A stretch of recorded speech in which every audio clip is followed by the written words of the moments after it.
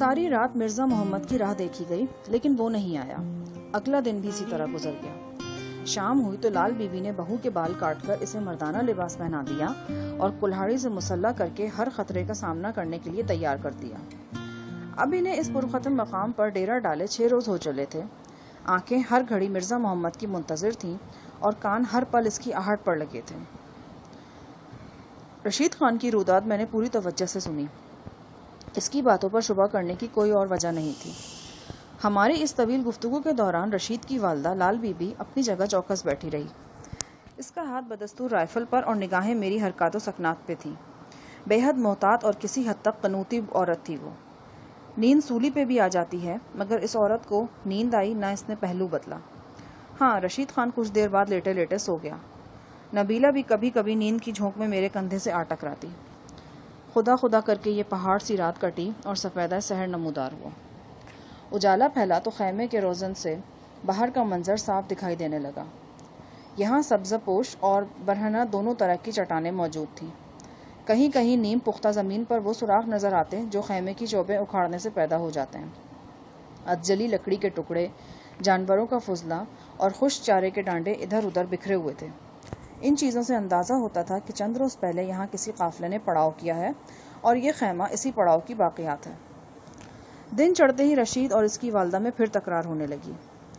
رشید کی زبانی پتہ چلا کہ لال بی بی نے اب اپنے موقف میں تھوڑی سی لچک پیدا کر لی ہے۔ رات وہ ہم تینوں کے ہاتھ پاؤں باندھنا چاہتی تھی، مگر اب اس نے نبیلہ اور لڑکے کو اس پابندی سے مستثنیٰ قرار دے دیا تھا۔ رشید خان اس سلسلے میں بالکل بے بس نظر آ رہا تھا۔ وہ مجھ پر بھروسہ کر رہا تھا، لیکن ماں کو سختی سے روکنا بھی اس کے لیے ممکن نہ تھا۔ میں نے مسکراتے ہوئے اس سے کہا، ٹھیک ہے، جیسے تمہاری والدہ کی خوشی، لیکن پہلے منہ ہاتھ دھو کر چند لقمے تو حلق میں اتار لیں۔ رشید خان نے یہ بات والدہ سے کہی تو وہ نیم رضامند نظر آنے لگی۔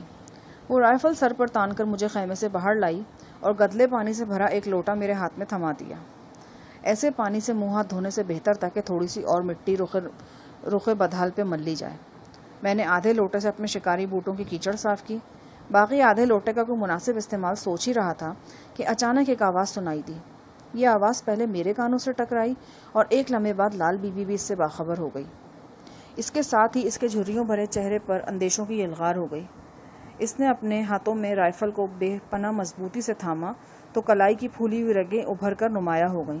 وہ آواز کی سمت دیکھنے لگی۔ اس گھڑی اس پر قابو پانا میرے لیے قطعی مشکل نہ تھا، مگر میں اپنی جگہ بے حس و حرکت کھڑا رہا۔ جنوب کے رخ پر قطرے بلندی سے آنے والی یہ آواز گھوڑوں کی ٹاپوں کی تھی۔ کم و بیش 3 گھوڑے تیزی سے کھائی کی طرف بڑھ رہے تھے۔ لال بی بی نے غرا کر مجھے واپس چلنے کا حکم دیا۔ میں لوٹا تھام کر فرما برداری سے واپس خیمے میں آ گیا۔ لال بی بی نے جلدی سے پردہ برابر کر کے چرمی ڈوری کس دی۔ اب اس کی رائفل کا رخ میرے سینے کی طرف تھا۔ نگاہیں میرے چہرے سے پیوست اور کان باہر کی آوازوں پر لگے تھے۔ چند لمحوں کی غفلت کے بعد اب وہ پھر پوری طرح چوکس نظر آ رہی تھی۔ رشید خان کی نوبیاتہ بیوی گلشن نے بھی کلہاڑی تھام لی اور مرنے مارنے پر آمادہ نظر آتی تھی۔ گھوڑوں کی ٹاپیں مدھم پڑ گئیں۔ یقیناً وہ لوگ کھائی کی پرخطر ڈھلان طے کر رہے تھے۔ کھائی میں پہنچ کر آوازوں کا رخ کھائی کے متوازی ہو گیا۔ گھڑ سوار کھائی کے اندر ہی اندر چلتے خیمے کی طرف بڑھ رہے تھے۔ خیمے کے اندر تناؤ عروج پہ پہنچ گیا۔ نبیلہ کے چہرے پر ہراس تھا۔ یقیناً میری طرح اس کی نگاہ میں بھی عیسیٰ جان اور شنکر کے چہرے گھوم رہے تھے۔ تاہم ہمارے میزبان امید و بیم کی کیفیت میں تھے۔ وہ آنے والوں سے خوفزدہ تو تھے، لیکن اس کے ساتھ انہیں یہ توقع بھی تھی کہ شاید مرزا محمد لوٹ آیا ہو۔ ٹاپیں خیمے سے قریب تر ہوتی گئیں، پھر تقریباً 20 گز کی دوری سے آگے نکل گئیں۔ یہ خیمہ بڑی محفوظ لوکیشن پر تھا اور میری توقع کے مطابق گھڑ سوار خیموں کو دیکھے بغیر آگے بڑھ گئے، مگر نہیں، اچانک ٹاپیں تھم گئیں۔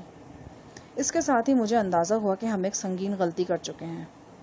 مختلف آہٹوں سے پتہ چل رہا تھا کہ گھوڑے عین اس مقام پر رکے ہیں جہاں تھوڑی دیر پہلے میں اور لال بی بی پانی کا لوٹا لیے کھڑے تھے۔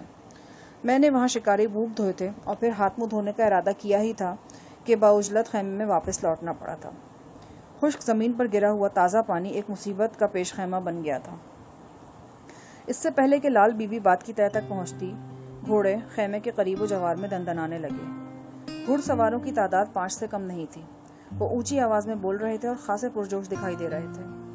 لال بی بی بڑے دھیان سے ان کی آوازیں سن رہی تھی۔ یقیناً کل رات اسی طرح اس نے ہماری آہٹیں بھی سنی تھیں اور پھر رائفل تان کر میرے روبرو پہنچ گئی تھی۔